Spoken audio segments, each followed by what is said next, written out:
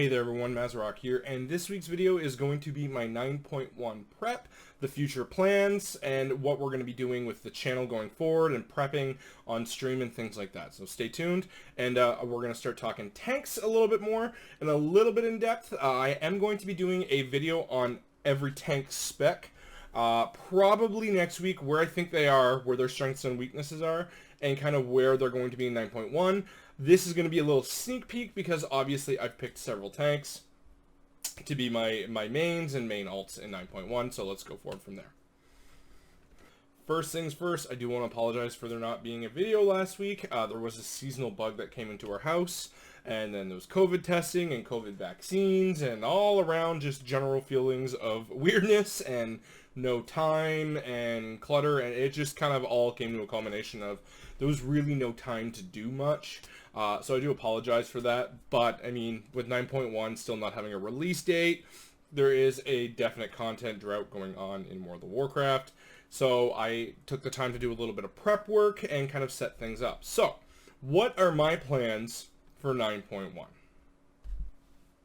So first things first, what am I going to main in 9.1? Well, that is going to be my Orc Protection Warrior. Now, this is a character that I've had for a long time. I've always leveled it up, kind of always as a main alt, or it has been a main in the past, and that is going to be my main this time, except it's not going to be Night Fae. I did try the swap over to Kyrian to try and see where I was. The file is absolutely useful. I knew it would be, without a doubt. I find the soul shape and file are, you know, very useful tools, both of them. When I don't have one, I miss the other. So it's kind of a little weird thing like that, where I would love to have both, but you can only pick one. So that's a good job on Blizzard systems there. Spear of Bastion and the Ancient Aftershock were really not that big of a DPS loss between one or the other. The reason why I'm sticking with the Kyrian Protection Warrior as a main and main covenant is the new seasonal affix is out, and one of the lieutenants does put a pretty serious bleed, especially at higher level keys, that is just so much easy to file off, and it becomes a non-issue, as well as the reason why I swapped in the beginning, and that's because there's just almost no Kyrians out there. The spears in Spires and the little orbs in Necrotic Wake, are really, really useful tools in higher keys. Spires being especially so. And there's really never a group without a Night Fae. So that is my choice there.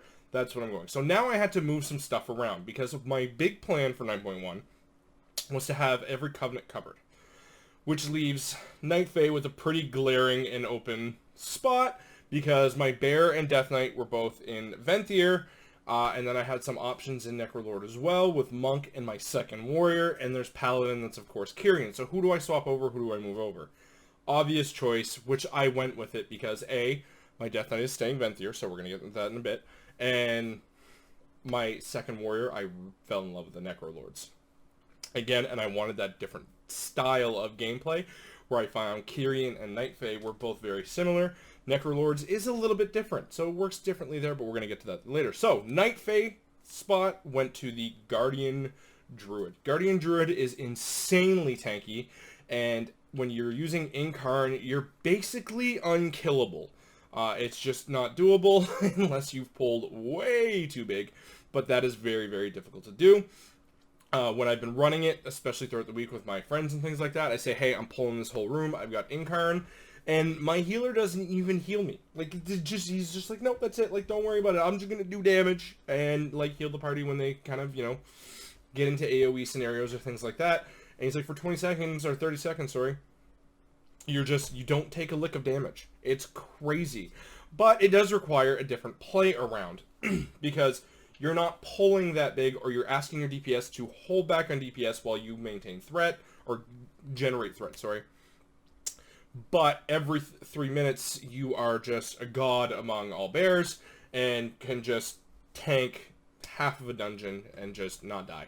It's just a matter of whether the DPS can get everything dead in time. So it's just, that's kind of what it comes down to. As you guys might have seen in the Great Push, I've always been a big fan of bears. I played some bear in 8.3, and Night Fae was just a general, like, you know, pretty much all bears are Night Fae. Convoke goes burr. Really, that's it. Unfortunately, and I do like playing things that are different. Like, I kind of went, I went Night Fae with my warrior first, and then I, went Venthyr with my bear, just to try and kind of be different.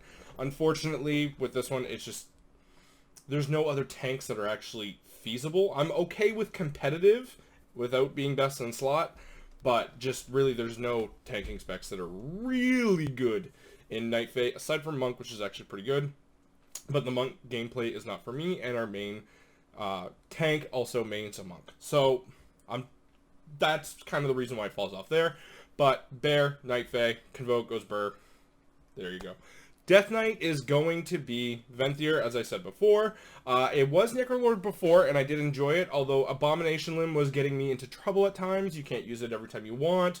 And there were just a lot of things that I wasn't enjoying about the gameplay, survivability and things like that, where Venthyr fixed that a lot. And where that swap occurred, where that mental decision said, I'm swapping from Necrolord to Venthyr, was actually Necrotic Week.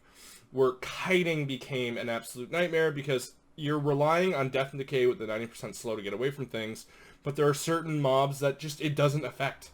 And you're trying to get a way to live for Necrotic, but you can't, and you've got no kiting tools, because literally the Necrolord DK is designed to stand there, plant yourself, and face tank everything, but unfortunately that just doesn't work in higher keys, and all that fun jazz. So kiting is still part of the meta, and the Necrolord DK just doesn't kind of fit that playstyle. It's fun to play, but you're going to get to a certain point, especially on Necrotic weeks. Now, you can do this on non-Necrotic weeks and be fine, but I tank on all weeks, and really, I absolutely hated tanking Necrotic weeks, even more so on the Necrolord DK, so I swapped to Venthyr, got Door of Shadows, and just Swarming Mist is so much fun, 1 minute cooldown. You compare that with the Crimson Rune weapon, which you're getting Dancing Rune weapon every 45 seconds to a minute. Everything lines up so nicely. You're incredibly survivable with the extra dodge chance from Swarming Mist. You're gaining extra AoE on almost every pull, especially in higher keys. It's just lovely. DKs, Venthyr, mwah, perfect for blood. And of course, we're going to talk about the Emg Nerf really quick here. It was brought back down from 3 minutes to 2 minutes. I thought that was a really, really dumb move on Blizzard's part to put a damage cap on it and increase the cooldown on it. It could have been one or the other, and that would have been more than fine. And since there is a damage cap on it based on the Death Knight's current health, a Blood Death Knight is actually going to have much higher stocks with ANZ than anything else with Anti-Magic Zone. So I really, really like that, since, I'm obviously maining tanks. And then lastly, I did level up a second warrior, because I do love warriors. I love my warriors. They're so much fun. Protection Warrior stocks are going right up for 9.1. If you are thinking about trying something different in 9.1, I find right now in the state, quick little just thing, they are the cross between, they're a nice mix between the survivability of Bear and the kite ability and threat generation of the Vengeance Demon Hunter.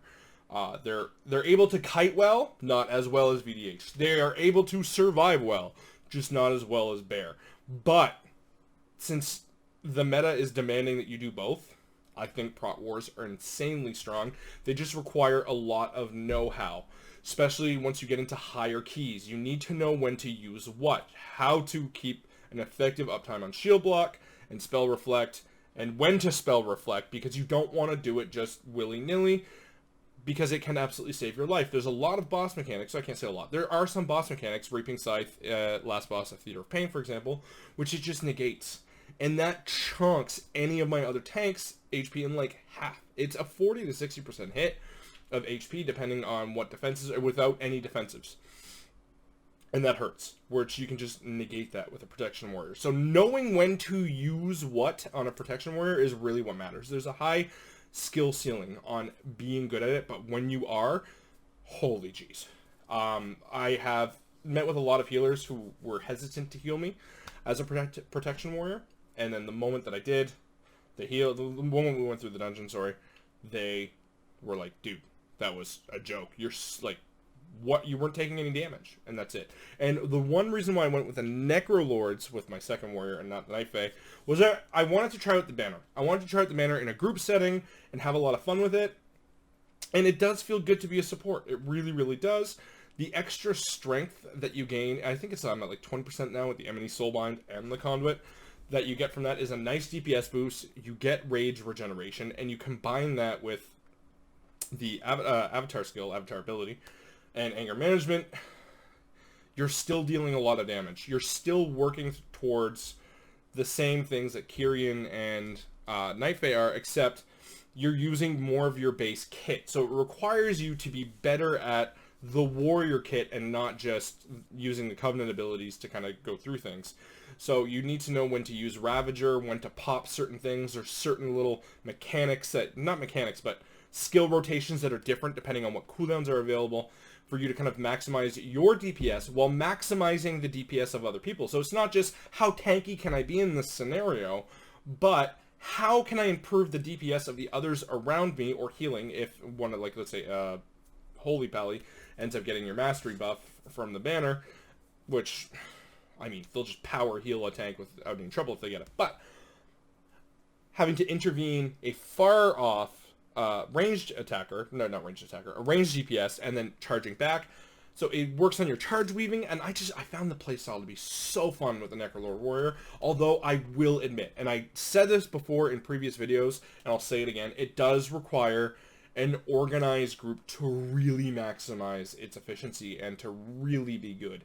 And if you're playing in a pug group that doesn't understand that, like, for example, if the ranged DPS are always standing too close, because they want to be close for the Holy Paladin, because the closer they are to a Holy Paladin, the stronger the Holy Paladin's healers are.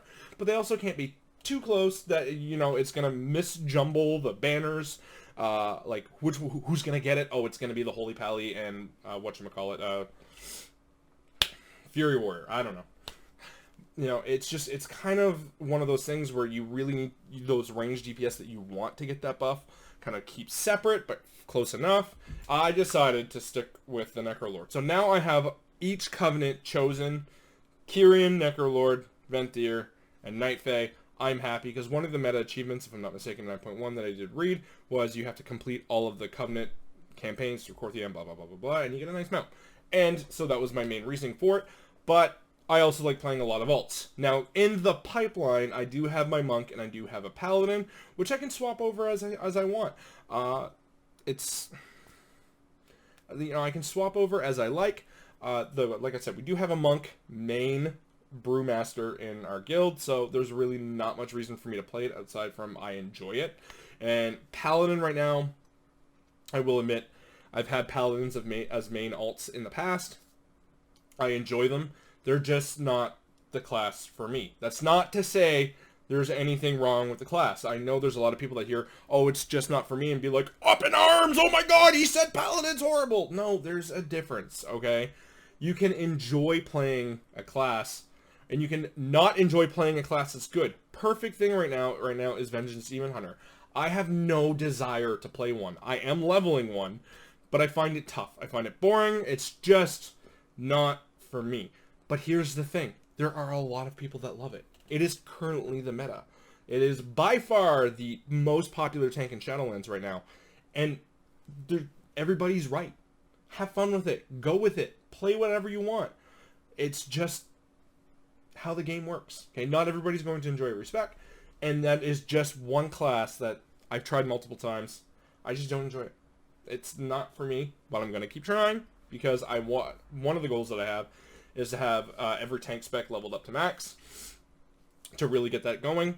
So in my next tank spec video, where I think where I position every tank, I'm going to be leaving out Vengeance Demon Hunter pretty exclusively, or relying on outside sources, but we'll get to that when we get to that. So those are my 9.1 plans. Are you guys happy with seeing multiple Prot Warrior specs as upcoming content? And, you know, Night Fae Bear, I get it. It's insanely popular. If you're just sticking around with Mythic Plus, go Venthyr. It is so much fun combining Incarn with Ravenous Frenzy. It's just tons and tons of fun, but you're doubling down on Incarn versus having an extra cooldown to use separately because, of course, just how the way that works. You know, are you happy with the way things are going? Leave a comment section down below. Leave it down. Leave it down. If you like this video, if you like where this is going, leave this video a like too. Please subscribe. The channel is growing and pretty rapidly. So that's it. Those are my plans for 9.1. I hope you guys are enjoying Shadowlands as much as I am. and you're trying to find other things to do to keep yourself occupied during this content drought, perhaps it is leveling alts, perhaps it's just still running Mythic Plus with friends and having fun, perhaps it's a different game altogether and you're taking a break until 9.1 comes out. Whatever it is, I hope you are having fun. I am still very positive about 9.1 and where things are coming out. And I'm going to be covering a little bit more and things like that in the future. So we're going to go from there because I do want to break down what's coming out in 9.1, what are my thoughts on it, and trying to kind of go from there from a tank perspective as a tank main in 9.1. I hope you guys are having yourselves a great one. I stream on Twitch every Wednesday, Thursday, and Saturday. Come on by, check it out. And I'm going to be adding some more dates to that when we're coming around soon. Have yourselves a good day. Thank you for listening.